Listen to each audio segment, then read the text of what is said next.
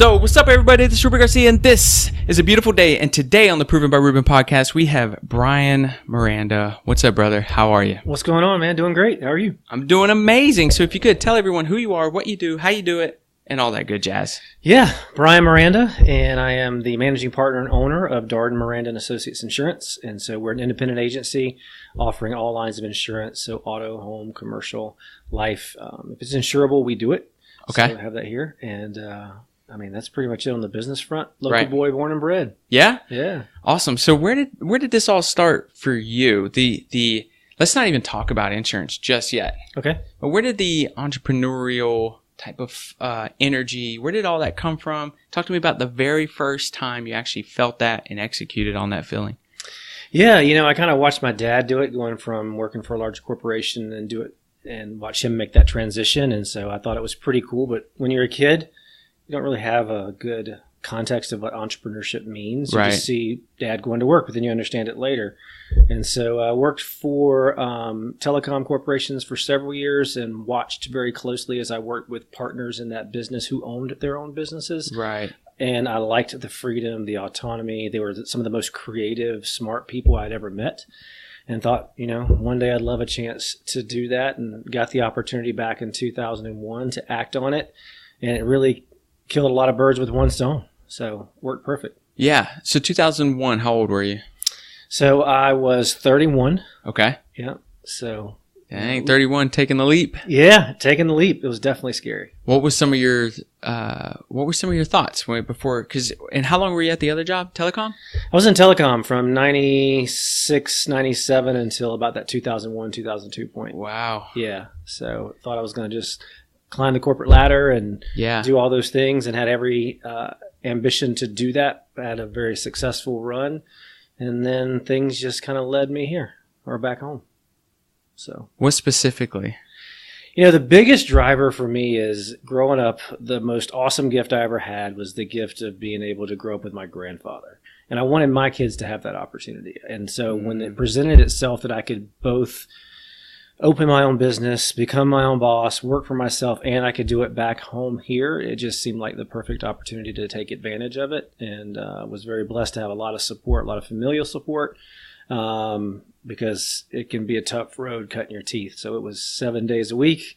It was 12 to 14-hour days, and it was just me for a long time, not taking a check, going through all the savings for investment. So you gotta be prepared to do it. 100%. So was anybody did you talk to anybody at telecom before jumping? Maybe some just to consult with?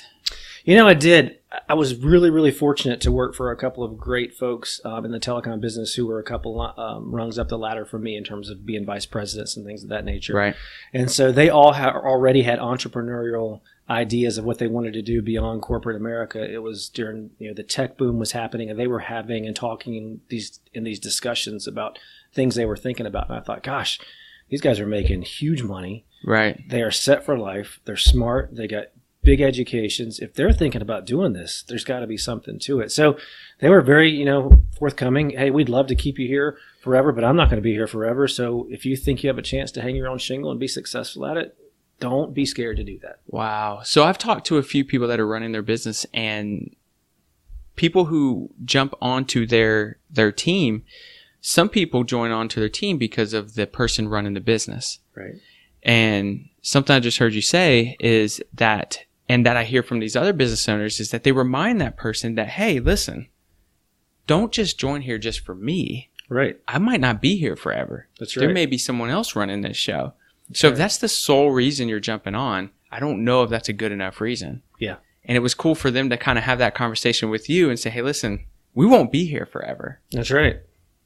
I got great advice very early on in my career because, we grew up now in a different generation where people don't stay at a job for a lifetime. Very rarely does that happen anymore, right? So when I would look at different opportunity and possibilities, they would say, okay, here's the thought process you need to employ. If you're running to something, that's a great move for you to consider. If you're running from something or to someone, then that usually is going to end up badly. Why? Because if you're running from something, you're going to find the same problems where you're going. And if you're running to someone, they may not be there. Right. So are you running to something that you love and want to do? And that has ultimately always been a great litmus test for me. Wow. And that was some of the advice that they gave you? It was, absolutely. That's huge. Yeah. That's awesome. So did you talk to anybody outside of telecom about this before you made the jump? I did. I was really, really blessed. My dad had been in the business with Allstate for many, many years. And then he had established relationships with people in the independent agency world as well. So I had a chance to kind of reach out and talk to them. Some had done the agent thing and then gone on to work for the company. So they had done both sides, agent side, entrepreneurship, company side, where they were the liaison between the company and the agent. And so I had a chance to have some great feedback. And they were really honest. They said, look, here's the deal. It's going to be tough. You're going to wonder many nights for a few years why you did what you did. But if you can stick it out, but you got to go into it knowing it ain't going to be easy. Right. It's not a romantic decision. Yeah. You can't make it that. Yeah. If you do, you're going to be sorely disappointed. Yeah. So, but yeah, I had a chance to really lean on some really, really smart folks. Yeah. And in fact, my first 2 years in the business, I was able to lean on other insurance agents who were much bigger, much smarter, much better than I was at what I did. And they had absolutely zero incentive to do that because they didn't need me. I needed them. Right. But they poured their time, their effort, their energy, their knowledge into me anytime that I called. And if I ever needed anything, they would always give it to me. Right. And at one point, I remember asking one of them, and he's still my insurance mentor today. I said, why are you giving me all of your secrets? He said, there's two reasons. He said, one, somebody did it for me. He said, secondly, it doesn't matter how many secrets I give you, you still have to go execute it. Yep. And 99% of the people aren't willing to do it. He said, if you're in the 1%, then I can say I knew him win. Right. If you're in the other 99%, I don't have to worry about you competing with me anyway. Yeah. And so it was a pretty awesome experience. Yeah, no, it sounds like you were super blessed on that end. I was. I love to hear that. So for, even when I offer help to other real estate agents, let's just stay in the real estate world, some of them have this feeling inside them that there's a second motive behind it. Sure. It's not just me helping them out. Sure. And I love to hear that, you ran into that as well. And the person who was helping you out, you didn't feel like there was a I guess there was something behind that. Yeah. You actually took a hold of it. You moved forward on it. Yep. And just by your execution, they realized that they wanted to work with you and talk with you a little bit more through things. Yeah. But not all the time there's a second motive. Some people trust in that, right? Where one, someone's done it for them. Yeah. And two, they want to say, hey, I know you then. Yeah. When when you roll into that top 1%. Well, that's what I think is pretty cool. You and I recently sat down and had a conversation, and one of the things I loved about the way that conversation ended was your question to me was, what can I do for you? What can I help you do? That's not a question you have to ask. I mean, we're not in the same world. Right. We're doing two completely different things. But I love it when people say, what can I do for you? Because I think typically it's a genuine question. Yep. So I think that's pretty awesome. Yeah. That was pretty. Thank you. Number one. I also sent that question to the CEO of our association, and he said, and this was years ago, and he said, listen, if you continue to do that, you'll be in a good place in the future. Yeah. Just always be willing to give, come from contribution. Yeah. Right. And it's the difference between an abundant mindset and a scarcity mindset. The abundant mindset says, I can help anybody do anything, and that's okay. Yeah. There's enough. There's enough. That's power. Yeah. And some people get trapped with the scarcity mindset. Yeah. So cool. You've had those conversations outside the realm, and you've had those conversations inside. And now what are the conversations you're having with yourself? You've kind of heard from within telecom and outside of telecom. Yeah. What do those conversations look like? So if you're in the sales game long enough, and I feel like I've been selling something to someone since I was 15, you go to enough classes, you understand people buy for a couple of reasons, right? They buy either a fear of failure or desire for gain. And I tend to be a fear of failure buyer. I'm really meticulous. It takes me, 3 months to buy a pair of shoes because there's a chance it's going to go on sale. They look great, but I'm waiting, right? Yeah. And so that was that was the question I had to really sit down with myself and go, am I emotionally, mentally stable enough in this to have the patience, knowing that I buy out of failure, not seeing immediate success, that it's going to be 2, maybe 3, maybe more years down the road. Right. Can I handle this? And again, like I said before, you have to try to pull away the romantic side of it because you want to have the reality check in addition to the dreamer check. Right. The dreamer said, yeah. Of course. But the reality side said, all right, we're going to put it old school, pros and cons, two sides of the page. And so those conversations were, okay, are you willing to work every day of the week if you have to for 2-3 years? Yes. Are you willing to sacrifice the things that you love to do? Maybe your outside extracurricular activities, whether it be the gym or golf or whatever. Are you willing to sacrifice that for long-term gain? Yes. Financially, if you put yourself in a position that you can do without or with less for a while. Yes. And those were the bigger yeses, because once I had those down, do you have the support behind you? Yes. There's never a perfect time to make a huge leap, but there are best times to make those huge leaps. And that was a good time for me. So I've always found this pretty interesting because I'm the very old school pros and cons person as well.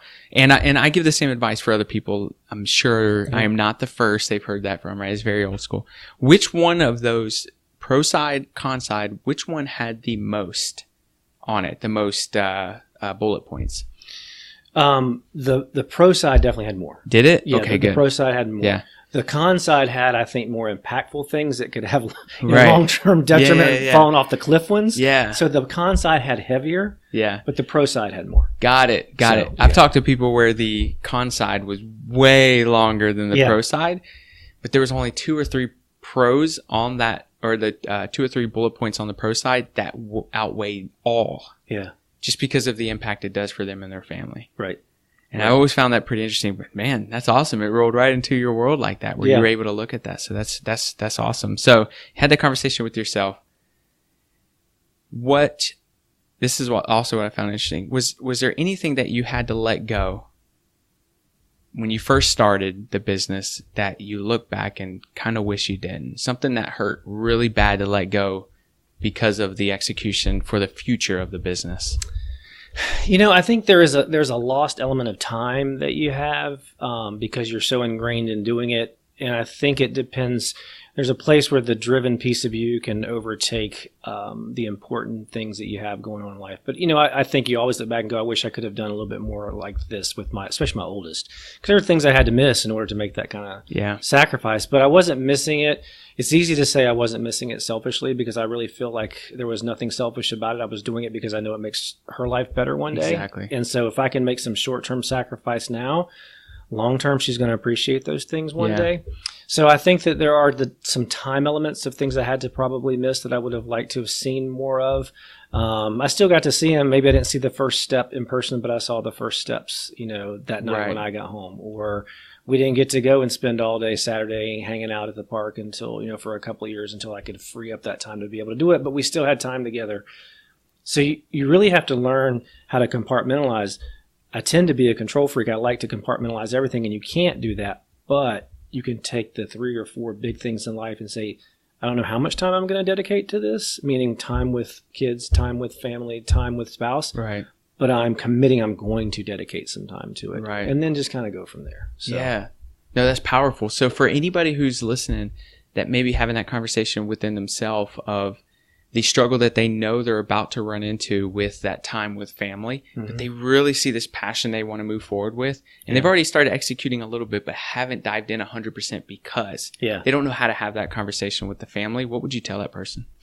Yeah, it goes back to the old, both and as opposed to an either or. Look, we can have both of these things and be successful as a family and as a family business.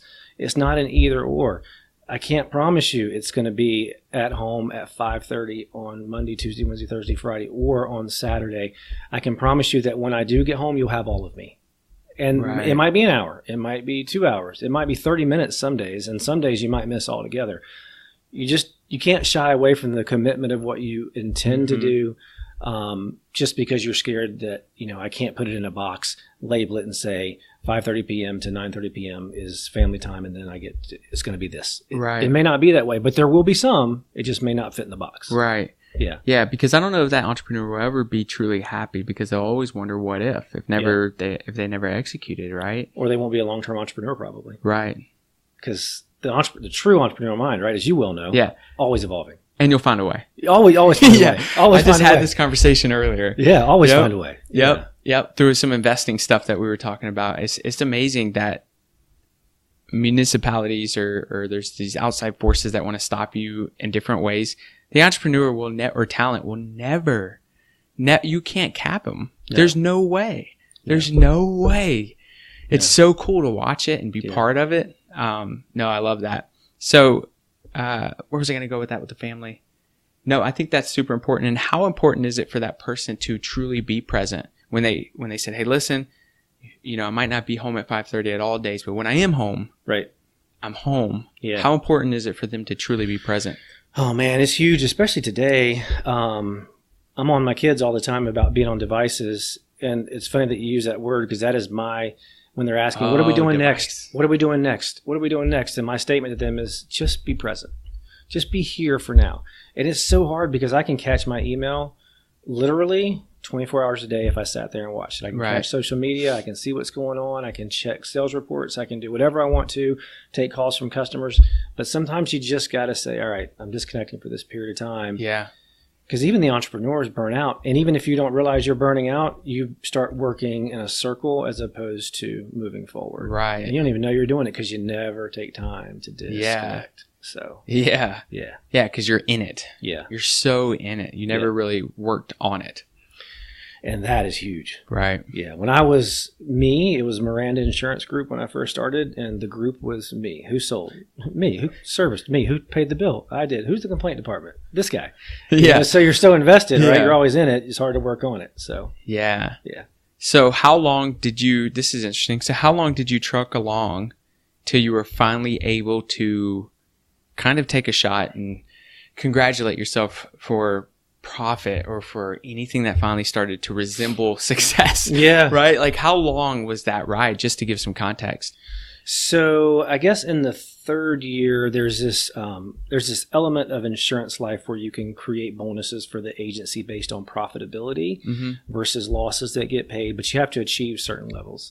And I'd always been told if you can run the agency from an operating standpoint, if you can run the agency on what the commissions are that bring in, but your surplus is in that profitability bonus, you can live a good life. You just have to make sure that you're budgeting correctly as you go. And I remember getting my first profitability check in my third year as I started my third year from the second year's work. And I thought, okay, I can take a little bit of a breath. This isn't everything. It doesn't repay all the money that came out of the coffer from starting a scratch agency. But man, this can work. This has potential. This has opportunity written on it. This is what people were telling me about. So yeah, that was the moment. So at least I could just say, yeah, we're not going to have to close the doors tomorrow or a month from now or 3 years, man. And you see so many people, they'll jump into something because it's shiny for 3 months. Oh, yeah. And they're like, you know what? This isn't working. Yeah. And you had to do it for 3 years. And 3 years, don't look at it as Monday through Friday from 9 to 5. Look at it as 7 days, hours and hours and hours for 3 years. Yep. I think that's important for people to know that. Yeah. What were some of the biggest lessons you learned within those first 3 years? I think I was really fortunate, as I mentioned, to work for people that were really smart ahead of time. So I had great corporate experiences. So a lot of the lessons I actually learned prior to getting there, which I think helped.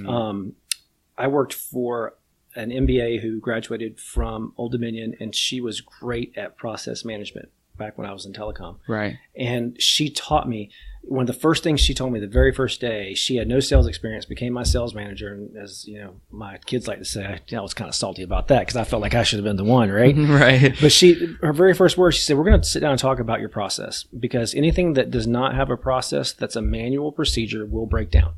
And ultimately, it's going to cost you time. Yeah. And I thought she was just crazy full of it. Her name's Nancy Howard. She was amazing. So Nancy, if you're listening, thank you. Nancy, big high five. Yeah. So, but she was so good at making sure things had rhyme and reason. And that helped me hugely when I started the agency, because I started to put into play immediately the things that over time would create shortcuts.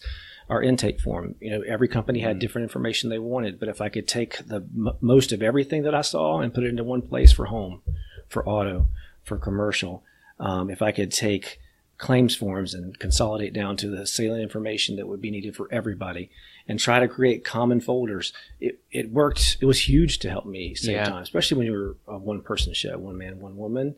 You better be really good at efficiency. Right. So, or hire someone who's really good at efficiency. And that happened for me, fortunately, about 9 months in. And I was, again, super, super blessed. Had somebody who was local, and their fiance was coming back here to work, and she came to work for me, and she didn't miss a day of work for 2 years. She was phenomenal. So, that was huge to help me get out, because otherwise on Tuesdays and Thursdays, Bryan would put a note on the door that said out marketing. So from 9 to 3, I'd be out talking to realtors, talking to mortgage brokers, talking to closing attorneys, trying to get the biz, come back at 3 to answer phones and return messages and do all that stuff. And the whole time I'm out trying to farm, in the back of my mind, I'm thinking, am I missing calls? Am I missing opportunities?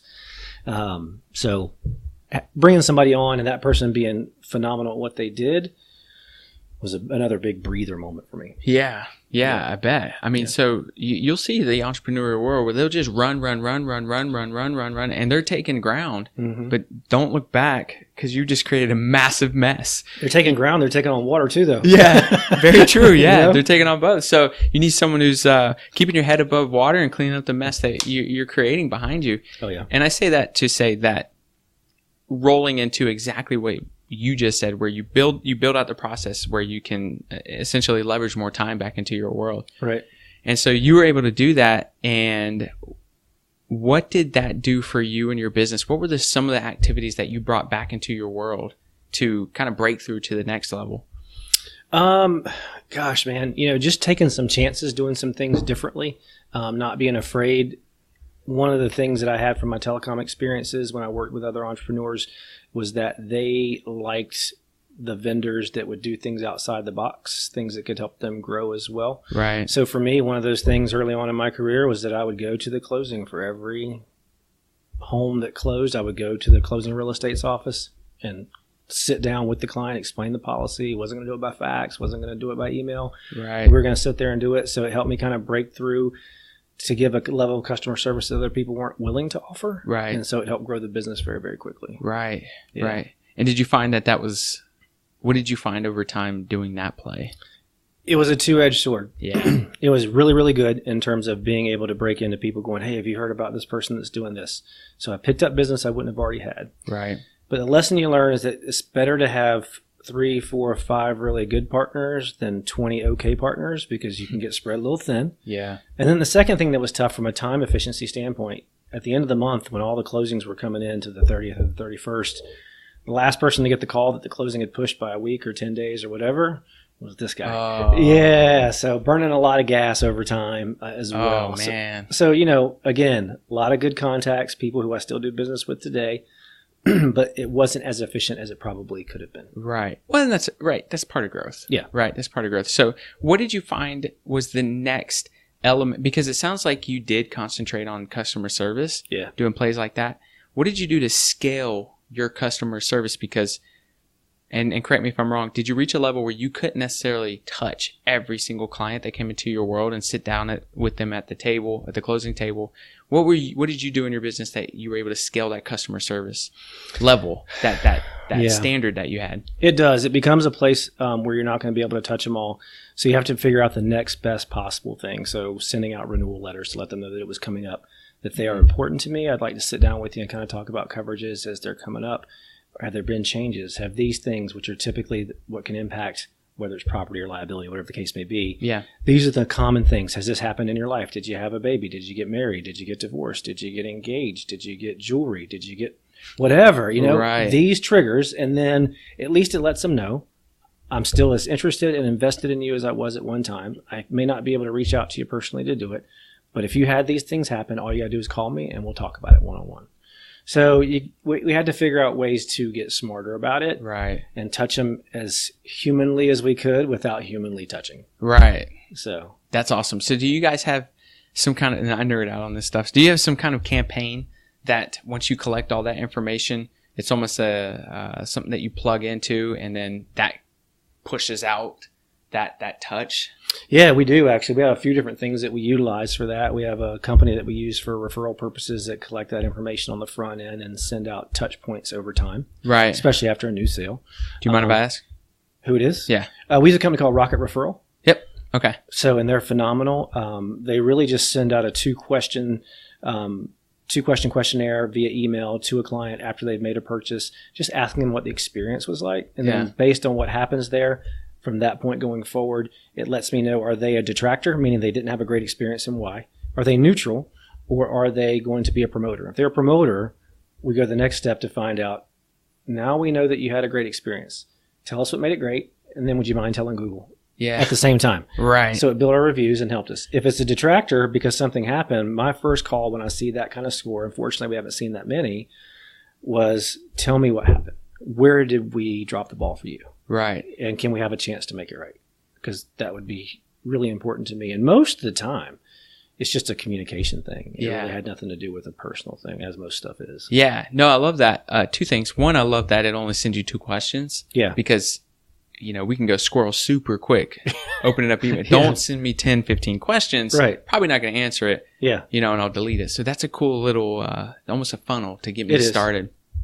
The second part of that is that you find that some business owners, they see that negative review. They're like, oh, no way. I hated this person. No, I don't want to talk to this person. I'm going to almost sweep it underneath the rug and let's keep focusing on over here. What's important to you about actually communicating with that person who kind of threw up a red flag? I mean, at the end of the day, my name's on the door. And so if it was a bad experience, then it reflects on me, I feel like. Right. But I will tell you, hands down, I have the most amazing staff that I could ever ask for. I really thought when we first launched this program, we were going to have to bring in an in-house therapist because if we got a score that was not good, they took it more personally than I did because they're that amazing.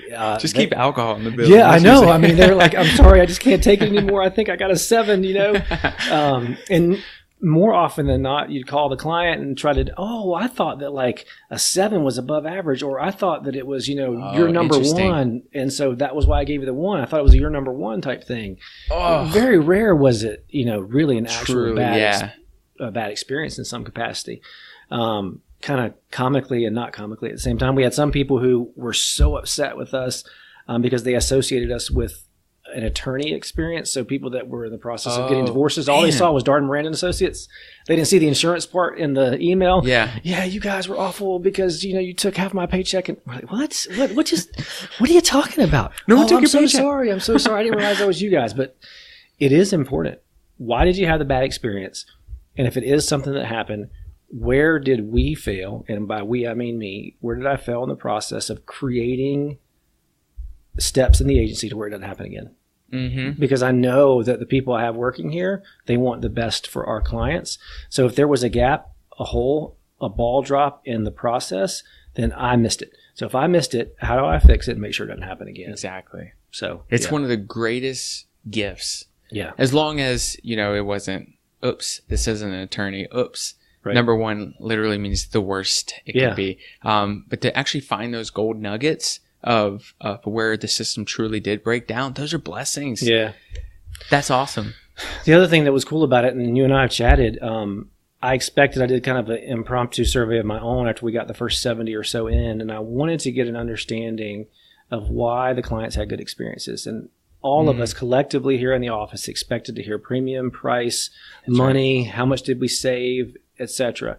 Out of all of those that we looked at, the first 70 plus, only 2 of them mentioned price or premium. Everybody else was availability, education, knowledge, picked up the phone, answered, called me back was humongous. That was a big one. So, we have a sundown rule in our agency. If you call, you're going to get a call back today. Now, that call may be to say, look, you called me at 4:30. We're getting ready to close it, but I wanted to let you know that it's important to me, and you're on my list. Are we perfect? No. Are we going to miss one here and there? Absolutely. And if we miss it, I want to know why. Could we have figured out a way to not miss it? Right. So those are the big things. I love that. And for the person who may be listening that says that they can't enter an industry because it's too flooded with whatever, these many people, and they ask, well, how am I going to separate myself from 2,000, 3,000 agents or whatever? It's like, you just communicate. Yeah. You want to separate yourself? Answer the phone. Yeah. Make sure that person feels important. People don't care how much you know until they know how much you care. Like, just add that element. You'll be in the top 1%. Well, and the first way to figure out how you can separate yourself is to stop asking yourself, how do you separate yourself, and ask the people you're serving. They'll tell you. Right. Yeah. They're going to tell you, how do I most effectively reach you, and how do I keep you coming back? Very true. I mean, you can't, it's funny, you can't throw a monkey and not hit an insurance agent in this town. There's a ton of us, and I have great relationships with all of my competitors. Why would you throw a monkey? I don't know. Somebody said that years ago, I thought it was an interesting way to look at it. Peter's going to be upset about that. But the monkeys are resilient. Oh my gosh. They'll be okay. They will be okay. So you couldn't throw a cat. How about that? Yeah. And so they always land on their feet. Yeah, for sure. And But you're always going to run into, in your industry, why would you go somewhere where there's not a demand? So you're going to if you're in an industry with a lot of demand, that means you're probably in a place where you can make good money. Right. Find out how you make good money and find out how the people are going to bring you the money. Right. And then you're good to go. Yeah. So if that person is asking themselves that, you gave one piece of advice, right? Ask the client. What would be two other pieces of advice for them to, quote unquote, separate themselves from everyone else? One is going to be to ask the client. Two is going to be to ask yourself, what is the hardest thing to do in this business? Is it hardest to talk to my clients on a day in, day out basis? Is it hardest to follow up? Is it hardest to call them after a claim? Is it hardest to call them whatever the situation is? Figure out the hardest task.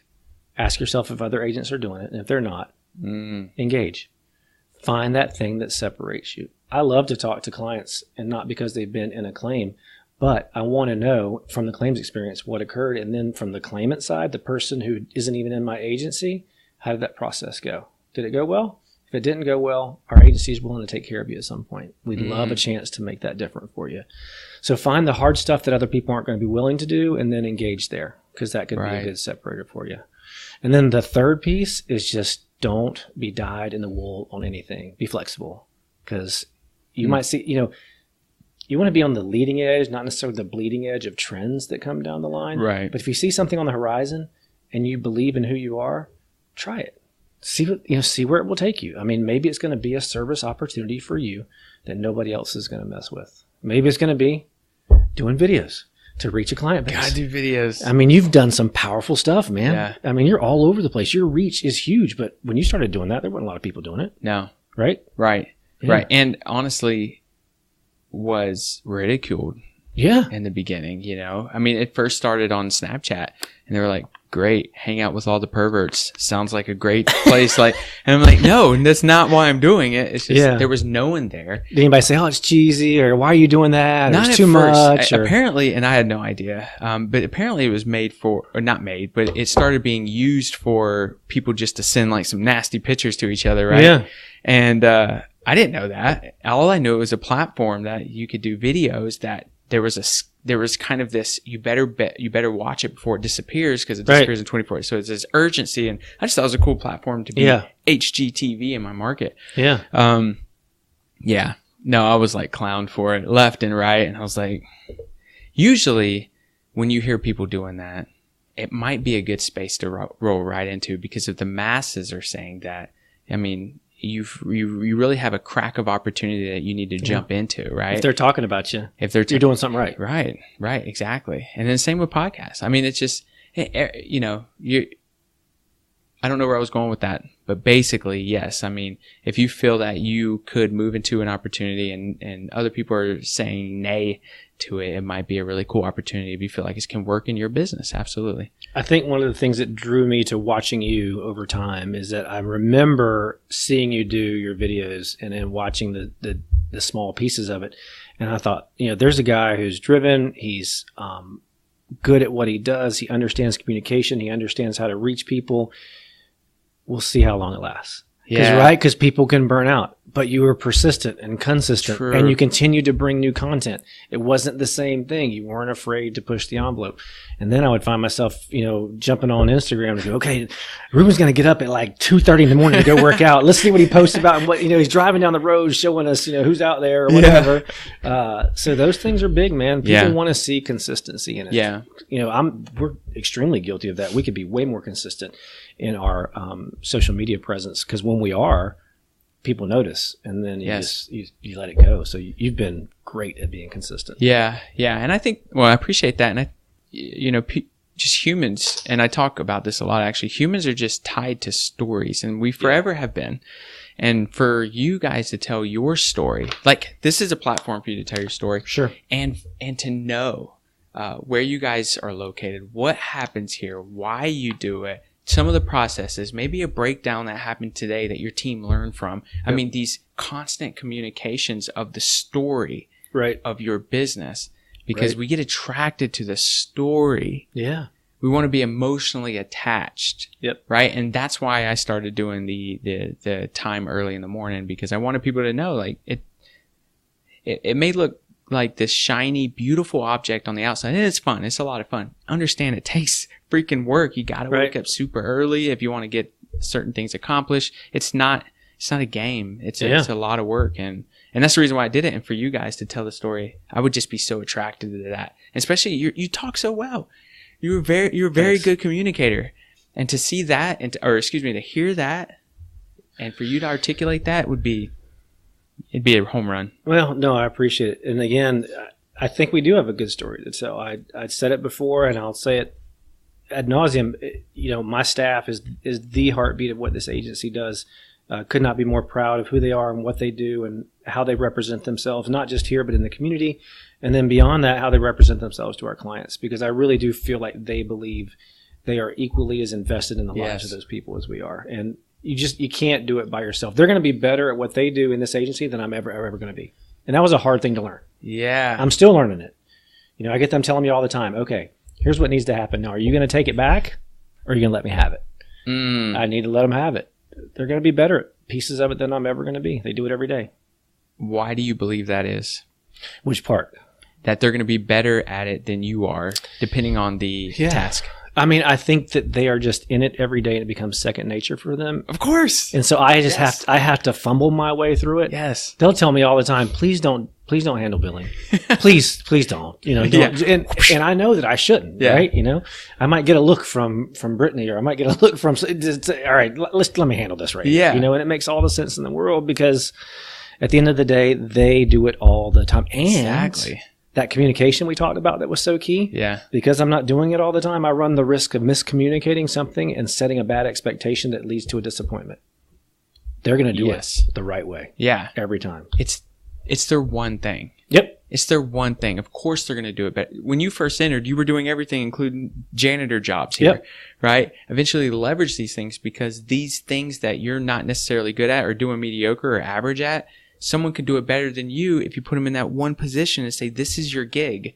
Yeah. Do it the very best you can. They're going to find all the gaps, all the opportunities, all the ways to scale more time back into their world because that's all they do. So Bryan, stay out of it. You know, it's like, stay out of it, you know? I'm a huge Good to Great fan. I think that exactly. I'm all about finding the right seat for my people on the bus. Yeah. The people that I have here, they wouldn't be here if I didn't think they didn't belong here. Right. Am I putting them in a position to be successful? And if I'm not, how do we keep them here and put them in a place where they can be? And you make mistakes sometimes. We put wrong people, wrong seat, great people, and put them in a different seat. So that leads to two questions. I trust I'll remember the second after I ask the first. What do you do to know that, okay, what's the pre-play, I guess you would say, before adding someone in a position? What are some things that are some telltales that they may be going in the right seat? What do you do? What's your process? You know, for me, I try to look for strengths and weaknesses. I over time, and you know, I'm 48, and you begin to learn, not that you master it, but you begin to figure out who are your linear thinkers, who are your more abstract thinkers. My more linear thinkers are probably going to be in the role of a service piece of this agency where they can do things in succession and order, right? Right. My people who are more abstract, they're probably going to have a better blend of opportunity to be able to sell in addition to doing some of the service pieces. Right. So as we continue to roll, now the other thing that we do here, especially if somebody's new to the agency and we're bringing them in as a new hire, is I sit down with the rest of the staff and say, tell me what you see. You know, I'm not afraid to let them be part of the interview process. Yeah. Not only are they going to work with this person day in and day out, but if, you know, we get to be 3 months down the road and we have a new hire who's in here, I'm going to sit down with Caroline. I'm going to sit down with Brittany. I'm going to sit down with Amy, and sometimes individually, sometimes collectively, and say, tell me what you see. If he or she is struggling, why are they struggling? Are they struggling? Is it ability, or is it because we don't have them in the right spot? So again, I know what I want the master plan and vision to be, but how realistic is it? They're probably better at telling me that than I am. Right. So, yeah. Yeah, there's a process we look at, too. It's called defend the hire. And that's essentially what you said. Yeah. Right? Is where you kind of defend the hire, but you want to hear from the staff and people who will be working with them the whole time of what they see. Are there a series of questions or anything that you ask them as they are being onboarded to kind of cut the time to see if they're in the right bus or they're on the right seat? It depends on the position that we're bringing them in for. If it's for a sales position, then, you know, my question Q&A sit down with them on, every couple of day basis is going to be a lot different than it's going to be for the person who might be in a service position, or even like our newest hire who's going to be in, first impressions, greeting, etc. I want to know tell me what you learned this week. Tell me why this worked. Tell me why this was a struggle. I feel like I'm at a place in life now where if I listen closely enough, I can kind of hear where the real issue is. And then I also will figure out, is it ability or is it just wrong place? Right. Early in my career, I was telecom was a great tooth cutter for me because I had boxes of things that I would ask, and then I could write down what the answers were, and then I could go back to somebody way smarter and more experienced than me and go, here's what they said. Analyze. Tell me what's going on. What do you think is going on here, right? But one of the smartest people I worked for, one of my first sales managers when I went to Sprint back in 98, he came from the copier industry, and prior to that, he had owned tire stores. And he could sell anything to anyone, but he rarely spoke in a sales call. I asked him one day and just say, how do you always seem to get to where you're going? And he said, it's real simple. Telling is not selling. Asking questions is. Yeah, he said, if you'll just sit long enough and listen long enough, you really don't have to say very much to get where you want to be. He said, you might not always get the sale now, but you'll get it down the road. Yeah. So, I think the listening part of it when you're bringing on new employees is really, really big, because they'll tell you where they're strong and they'll tell you where they're weak if you just listen, closely enough. Yeah. So, and they'll have more buy-in on the result. They will. They have self-realized it through the questions that you've asked. They will. That's awesome. Will. So how do you, it sounds like you have a talented group of people. I do. For the business owners who may be listening and say, I want to get there. Yeah. I want some talent in my world. It sounds, you've kind of talked about a little bit of that process. What happens when you actually hold on, or what happens when you have talent? How do you keep them? So I think you have to, everybody's going to be motivated a little bit differently. Sure. I think it's my responsibility to know what motivates my staff. Money is never bad, but money may not be the only thing. So what is important? Do they need extra time at some point to do X, Y, or Z? If they're giving me, 100% of everything they've got when they're here, then I want to be consistent and I want to be fair, but I don't have to treat everybody exactly the same. The things that keep them here and coming back, maybe they need extra time to go help move their kid to college. Maybe they need extra time because they got a child that's going to be getting married. Maybe they're moving and they need a couple of extra days. Well, why do we have to track it that close? Let's give them the time they need to go do that. Right. Maybe they're taking a class and they need to leave at 4:00 on a daily basis for a few months. Maybe they got a kid that's playing a sport and they need to leave at 2:30 to be able to go pick them up from practice and not be in the lunch window. What motivates your staff? If you can do the things that other people aren't willing to do, they'll stay with you even for longer periods of time. Right. One thing I do here is I'm very open about how we make money in this agency, and we sit down every single month and we go through the financials, not line by line, but pretty close. I want them to see the power of a dollar, and when it goes out the window, how does that work? And I think it's helped them to appreciate not just what they get paid, but bonuses as well. Right.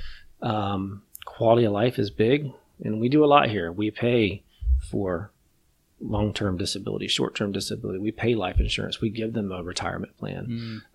We give them health insurance and pay a portion of that. We give them accident and health insurance, cancer coverage, etc. Those are things that if I was in their position, it would be important to me. Right. So. Yeah, and it sounds like that you didn't hope to get it right, to, keep them around. It sounds like you may have, asked questions where you found out what motivated them and just work towards that to get them to where they needed to be.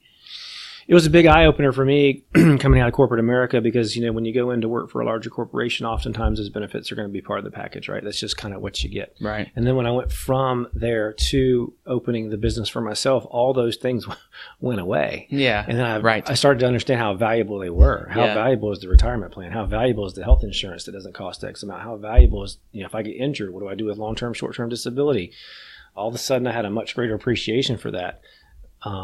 It's tough, right? Because the longer you're in a position, you start to take for granted the things that you have. So you have to constantly just be listening to what the employees. At 48, my life needs are way different than my employees who are going to be some in their 20s. Right. So what's important to you? What's next? What do you want to do? Where do you see yourself going? I'm never going to keep them all for the rest of their career. I don't. That's just not who we are as a society. But when they're here, I want them to have a great experience. And when they go, I want to support them. And I hope they leave and say, I'm better because. Right.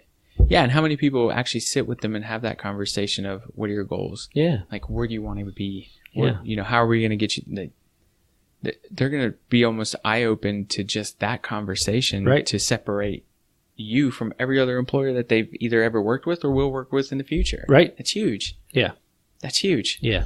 And it just sounds like communication's huge. It is. And turnover is a big thing, man. If I have to always spin my wheels with somebody new, that's a lot of time that we're killing. So why not, if you have the right people, treat them great. Mm-hmm. And then you don't have to worry about continuing to bring new folks. I mean, doesn't mean that you're not going to bring new people when you grow. Growth mode is different than replenishment mode, right? You don't want to constantly be replenishing. You want to be growing. And if you can grow, it's an awesome thing. Yeah. And two things with that. One, when somebody leaves your organization, most of the time you'll see that they truly left 4 or 5 months ago. Mm-hmm. They're just here. Yeah. But if you built that communication, then at least they'll start talking to you about maybe some challenges that they're having or where they may want to go next. And you can capitalize on that and say, okay, great, thanks. Yep. Do you think that maybe, like, who do you know that may be interested in this position? There can be some training. I mean, there's so much in that communication and being there for them, right? Sure. It's huge. And you can't be all things to everybody. You hope that you create an environment where they can be comfortable. And then when it's time to go, I mean, you got to let them spread wings at some point. I want them to continue to want to advance their career and who they are as people. Because as a small business owner, you're going to grow to a certain point in life, and they got to be comfortable understanding that they're going to be within that growth model as well. Right. If they have aspirations to do 5 other types of things in life, then maybe it's a great time to have the conversation of, look, you're going to have great opportunity here, but maybe not these things. Right. So how's that going to impact you 3 years from now if you feel like you're spinning? Yes. So do you know what the love language is, that book? Oh, yeah. Yeah. I've worked with some people who actually put their employees through the love language so they know how to best, just get them all in the good feelings, Yeah, we do it with our kids all the time. Yeah. We understand all 3 of them, what their love languages are. And because, I mean, if not, they're so different. Yes. I mean, they're so different. Yeah. I mean, it's incredible. So how's fatherhood? No, that's a different podcast. Crazy. Cool. Awesome. So, all right. So obviously you learned a lot through the hiring process. So where are you at now in the business, and what do you see your biggest challenges coming up in the future? So I think where we are now, we're in a great spot. We're poised for continued growth. We've had 3 years of the best growth we've had each year for the last 3 years. So very, very fortunate, very, very blessed to do that. We're in a position where we are now about to be able to impact the Spanish-speaking community more, and that's something I've wanted to do. We have our first fully bilingual employee now, so I'm really pumped about that. The things that are going to continue to be struggles as insurance agents grow is the size of an agency. The smaller agencies are going to continue to get pushed out. And so how do we continue to be in that middle to large agency size growth mode and do it responsibly, so that we can be here as long as we choose to, not because somebody said, hey, man, it's time for you to think of an exit strategy here. I don't want to be in that position. But you got to just be, I mean, you can go anywhere and get insurance these days. I mean, you really can. You can call any 1-800 number. You're going to be able to get it at Walmart from a kiosk at some point. Google was doing it for a while and they left, and people thought, they figured out they couldn't do it. No, they didn't. They're coming back. They learned. They took time to figure it out. Yeah. Where did we miss it? And they'll be back. Yeah. So those are the things that are the struggles. So trying to create an identity of who you are, not just as an agency, but who your client is. And then go after them really, really hard. I may never be able to reach this segment. I may not be able to reach this. I can't reach the person who's going to shop me at every renewal because, 1, it doesn't make sense for me financially. Right. And 2, it's just too much process work on my side. So if I'm not going to reach them and I pull them out of the equation, who am I punching into it? And then from there, how do I go get at them as hard as I possibly can to get them? Right. And so trying to identify who we are going forward is, something we're working on very hard. Right. Yeah. Well, that's huge. So for how, like, percentage wise, how far along are you on essentially building that avatar, that person you will be going for? I think we're a pretty good way down the road now. I mean, I feel like we're easily, 40, 50% down the road there. Cool. Because we know who it is. The The real question is, how do we get to them and how do we become more sticky? So Right. we've done a good job of identifying who our client most likely is that's going to choose us. Right. Now that I have them, how do I become sticky so that I don't just get their house, but I get their car or their life insurance or or perhaps they have a business? How do I branch out into that segment as well? Because for us, the unsticky client, the one who's just going to get one piece of business and then shop everything else around, is just too much for us to handle. I can't afford that client. The funny thing is they're not going to be as big a revenue client, but I can't afford them because of that. Right. So once I find you, now that I know who you are, how do we become a better sticky point for you? And you and I chatted about this at one point. I hate the word retention, right? Retention sounds like I'm holding people against their will. Once I've got this client in the agency, how do I breed loyalty points? How do I create loyalty points where you're not leaving, even if you see at 2:00 in the morning while you're eating Fritos the commercial about the insurance that can save you X? Right. How do I keep you from doing that? Find those loyalty points and then continue to create them as you go. And then usually the people that I'm reaching, their friends, their circle, full of the same kind of people. 100%. So how do I get to them? So that's where we're headed. That's the direction we're going. Yeah. Become more sticky. Yeah. So you've identified them, which is awesome. What do you believe is going to help build that loyalty for that person? The next step. So we ask ourselves that a lot. Yeah. We try to make sure before you hang up the phone, before that client walks out of your office, before they leave that window, when they're talking to you about their situation, how do we get to the next step? Meaning, what would make this experience so much better if I anticipated what you would need next? Right. How do we get there? And I think that if you can do that, people remember those experiences, man. They don't forget them, Think of the places you love to shop. You probably are going to pay a little bit more for things that you really love if your experience is phenomenal. Yep. And why? Because those people are doing things to separate themselves. Yep. So it's just kind of part of it. Yeah. I like to be a fly on the wall and listen to those interactions and find out the right questions to ask.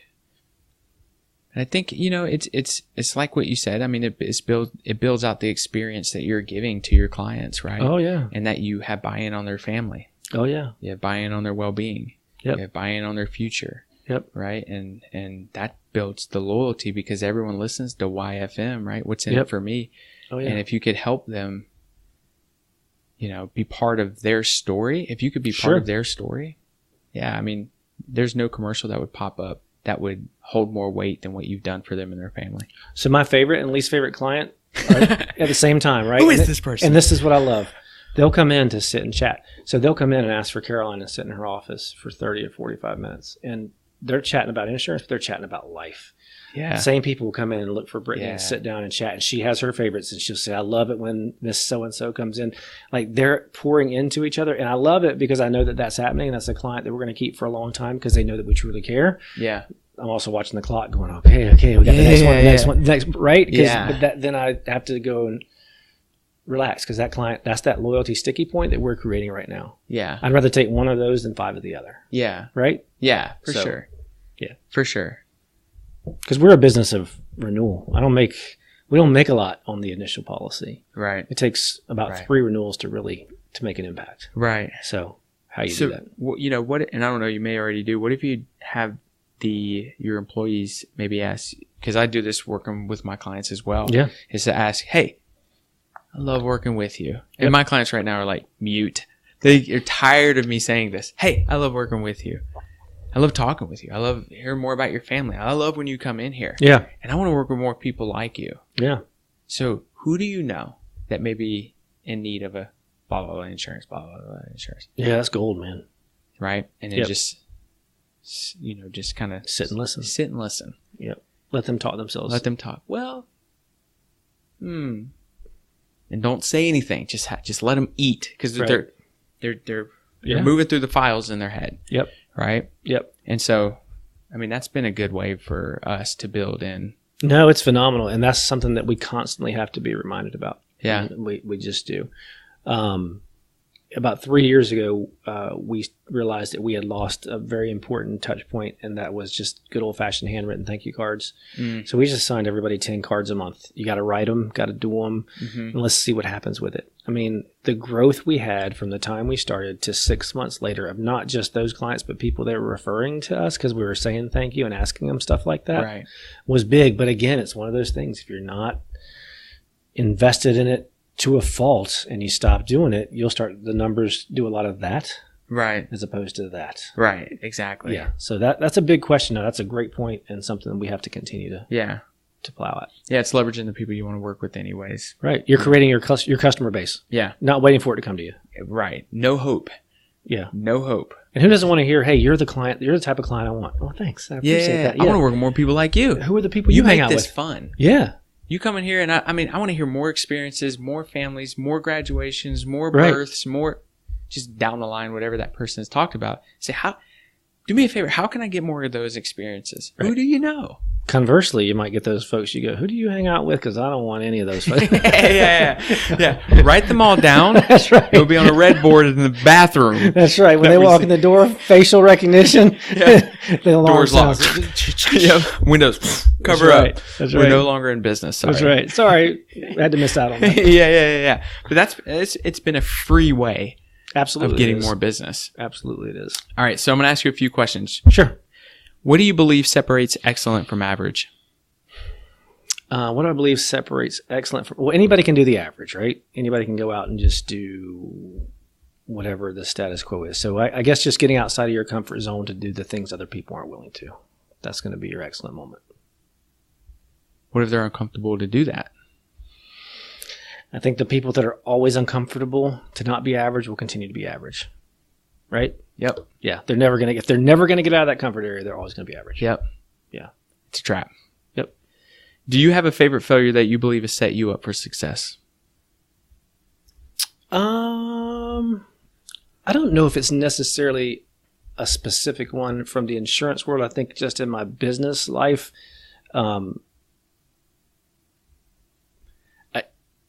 I do. I had a young man who I managed. I haven't thought about this in years. Wow.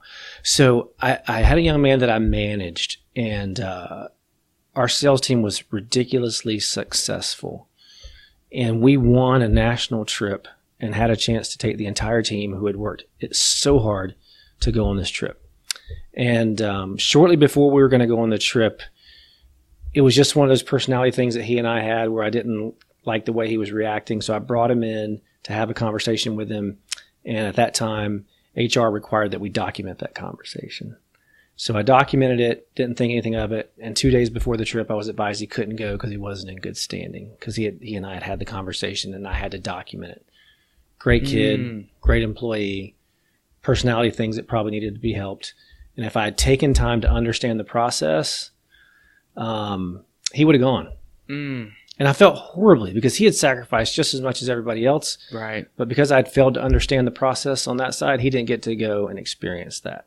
And I think that more than anything, it's helped me understand what they hear me say all the time is that when you don't know what to do, stop and do nothing until you do.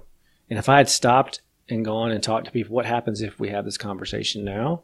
Then I would have known what to do. But because Bryan thought Bryan was young, smart, up-and-coming, rising leader, manager extraordinaire, Bryan just watched me. I'll make an example of him and have this little write-up, and there we go. So I think more than anything, trying to make sure that you understand process, that was a big one. I haven't thought about that in years, so that's probably the biggest one. Do you stay in communication with him? He's one of my favorite people. He came 2 years ago to run a Spartan race here, and first thing he did was look me up.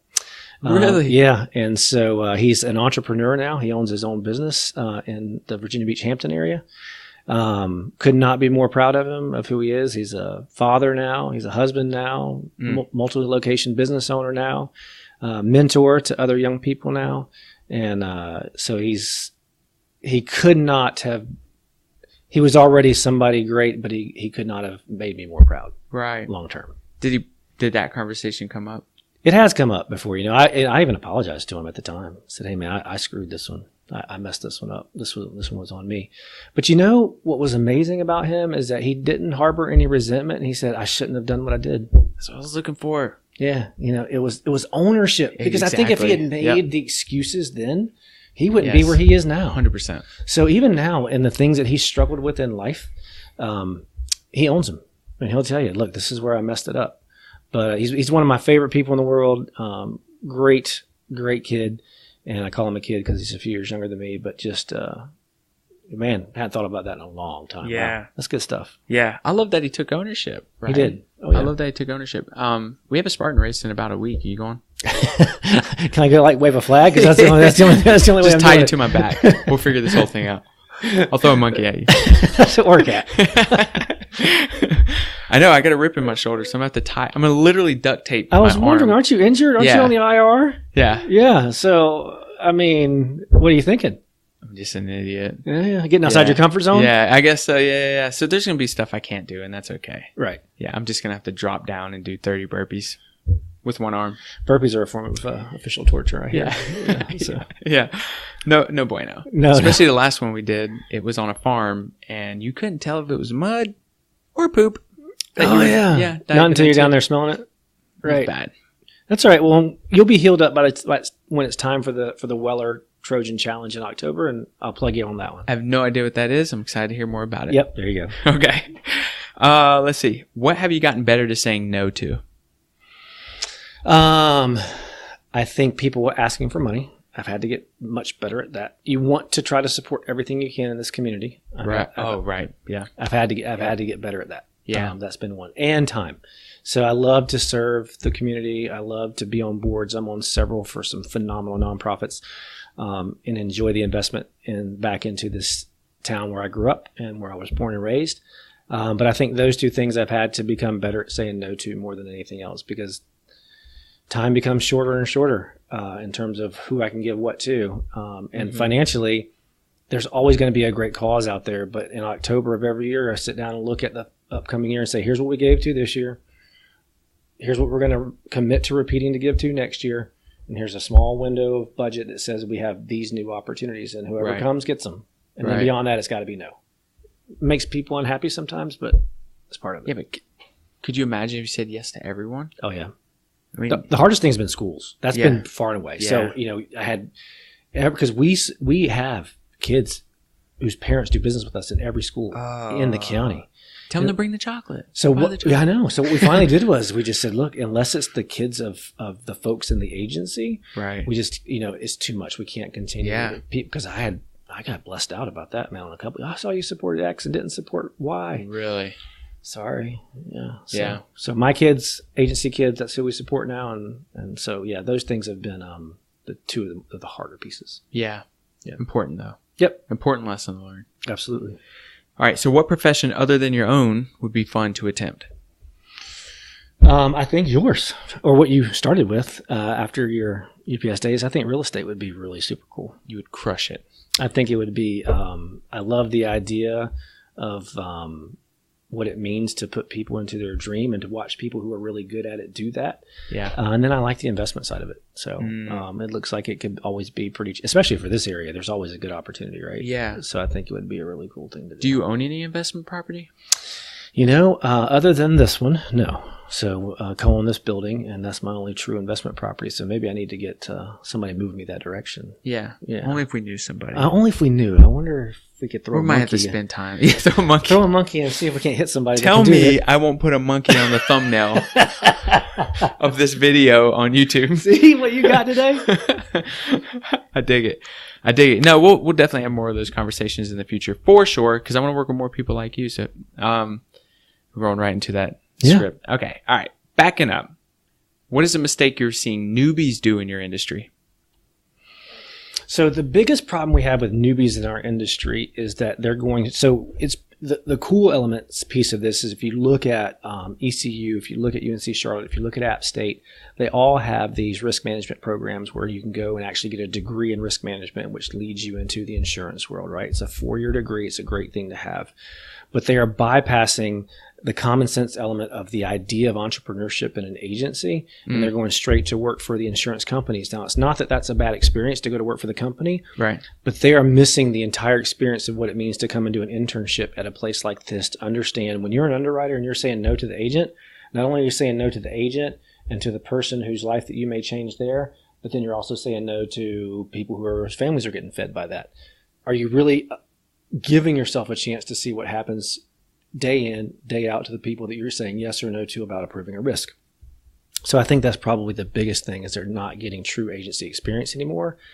So we're starting to see as an industry all this black box underwriting. Does it fit? Nope, decline. Fit, nope, decline. Fit, no, decline. And you need companies that will breathe with you. So, right. Yeah. Do you guys take on any interns? We have. We did, I think it was last summer. So the Big I, the insurance agents of independent insurance agents of North Carolina, identified interns, and they can send them to you. You can choose to pay them, not pay them. We chose to pay ours. And so we did take one on last summer, and she did a great job for us. She was at App State in risk management. And so it gave her a chance to kind of see. She wanted to go into actuarial side of the business, so she was never going to deal with the people.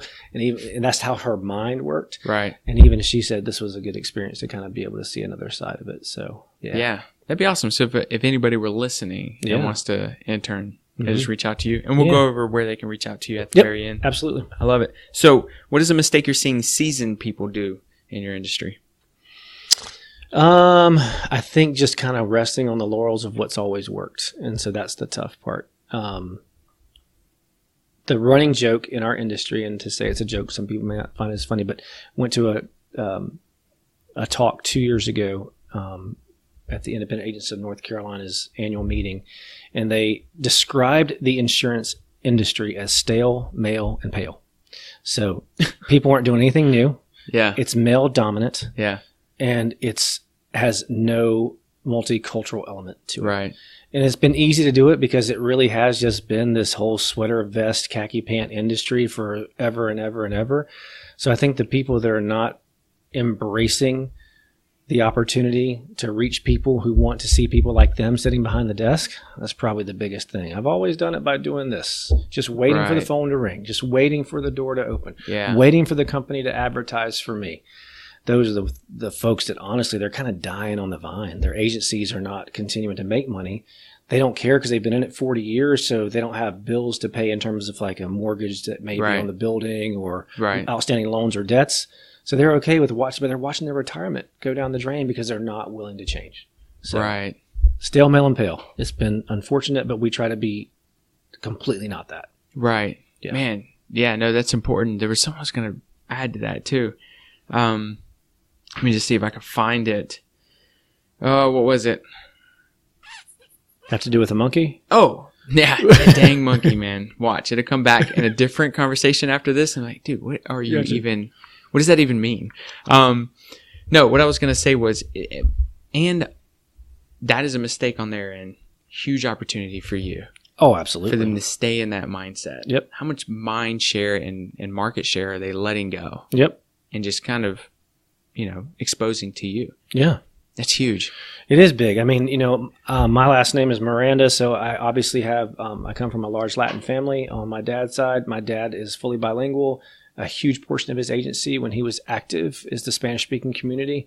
And we were doing a really poor job in our agency and in our industry of reaching the Latin community. And that was the reason that I wanted to specifically find someone who could come in and help us bridge that gap and reach out. Because so many people aren't doing it just because they never had to. Right. But I mean, that's an underserved community in not just Cumberland County, but everywhere. So why can't we do that? So, I mean, that was a failure on our part that we recognized and said we have to actively fix it. Because if we wait around, it's never going to happen. Right. So. Right. Yeah. Yeah. No, I get it. Do you speak Spanish? I can order a beer, and that's about it in Spanish. Listen, my name is Ruben Garcia. Yeah. I cannot speak a lick of Spanish. Yeah. So. I can do enough to be conversationally dangerous. Yeah. And then from there, that's about it. Dang. Yeah. I was going to say, I finally found someone. I get accused of being, fake Puerto Rican all the time because I'm not speaking the language. Yeah. No, man, it's terrible. But no, I think that's important. I mean, imagine yourself going to a different country, right? And not all come from a different country, obviously, but imagine if you did. Right. And you ran into someone who was able to speak English. Yep. One out of, let's just say 50 people, you're like, Right. oh, stay in my world. Yep. Do not move. I need you. Grabbing on. Stage 5 clinger. Yeah. And there you go. Yeah. So it's kind of that same concept, right? Absolutely it is. So purchases of less than $100 that have most improved your life. Purchases of less than $100 that have most improved my life. Man, that's a great question. I don't know if I have a ready-made answer for that one. I may have to think about that one and come back to you on it. Wait. Man. Do the readers count? I mean, because I can't see anymore. So, a couple bucks over at the CVS. Absolutely. Yeah. I hope. Yes, I trust that has improved your life that you can see. Yeah, I mean, seeing has been a big thing. I don't know, man. I mean, I think you can do little incentive things for your staff and for the folks that are important to you, whether it's thank you cards or small gift cards to local restaurants, etc. Those appreciative thank you moments have been less than $100 every single time. Right. But it's enough. We did for the longest time, and we still do for referrals, people that send us business that we actually write. We'll send out these little thank yous with like a $5 Chick-fil-A card in it. People go nuts over that, man. It's $5 and it's Chick-fil-A, but it's not that it's the money, it's the time. Right. You took time to send it. Right. They appreciate it. Yeah, absolutely. So I would say those are probably the bigger things. Yeah. I love it. And the write-offs. Yep. That's right. That's right. My CPA loves it. That's right. All right. Chris Dixon, you listening? Yeah. Shout out, Chris. Yeah. All right. So I've kind of peppered you with questions. What question do you have for me? Man, so you've had a chance to kind of over a few conversations now see what we do. When you're looking into our business, where do you see my biggest opportunity? Where am I missing? What do you believe? What do you think is the first thing I'm going to say?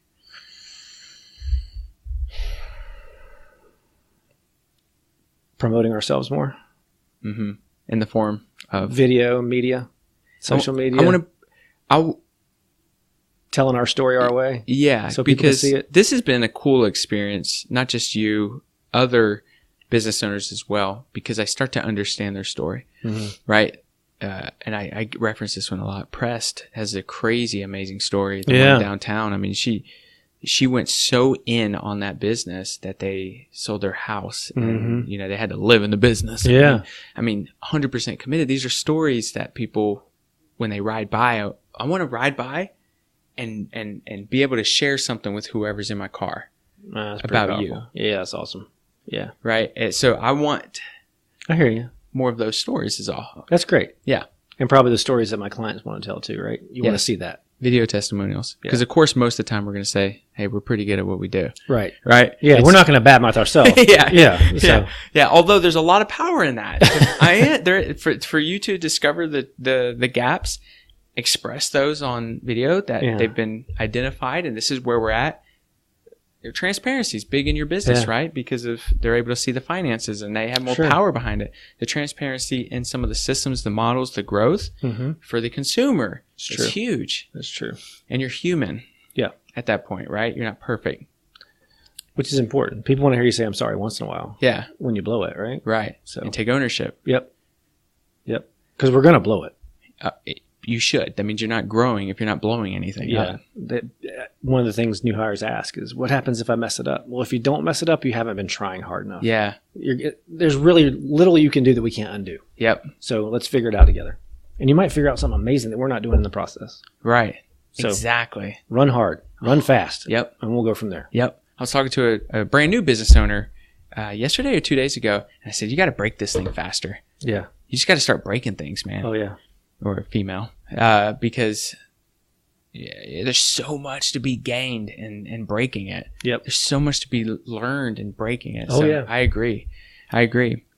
So what question do you have for everybody listening? I'd love to hear, from everyone who is listening, what would be the difference maker of staying with your agent versus shopping your renewals? I want to know what things are key. What makes the difference in making you stay? And then what makes the difference in saying, I'm open to the idea of leaving, right? I say it to my commercial clients all the time. I know I've arrived when I come out to meet with you at your renewal and you haven't shopped anything. Right. I know that we've done the right things the right way. So I want to know that from my personal clients. Tell me, what makes you not want to pick up the phone and get that quote from somebody else? What can I do to make that happen? And then we got to figure out a way to make that happen here. So, that'd be a cool video to send to think so too. Your people. I wish somebody would suggest that. I wish I've heard that somewhere. I don't know if I just Who's going to tell plant my this story? idea in my head? What can we do more of? That'd be cool. That'd be a cool thing to receive back from the clients. Yeah. Right. Agree. I mean, I think again, it's the power of what they're saying. If I say it, so what? If they say it, they believe it. Right. Agreed. Yeah. Agreed. So where can everybody reach you?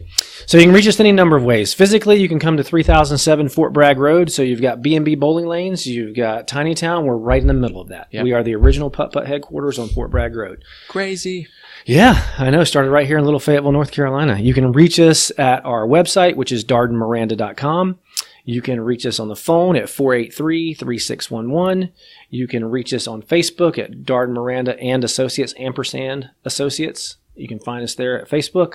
So any number of ways that you want to reach out to us, we're here. Awesome. And if you could just spell Duranda for anybody who may be like writing this stuff down. Okay, so it's going to be Darden, D-A-R-D-E-N, Miranda, M-I-R-A-N-D-A, & Associates Insurance. Boom. Well, thank you so much for spending the time with me today. No, man. Thank you. Yeah, man. I really appreciate it. I know that a lot of people are going to get a lot of value out of this. And a lot of the business owners, especially your growth, the pattern of your growth and the failures and the wins. And so I truly, truly appreciate you spending the time with me, man. Feel like I've been proven by Ruben. Woo! I will use that. Thanks, man. Thanks, man.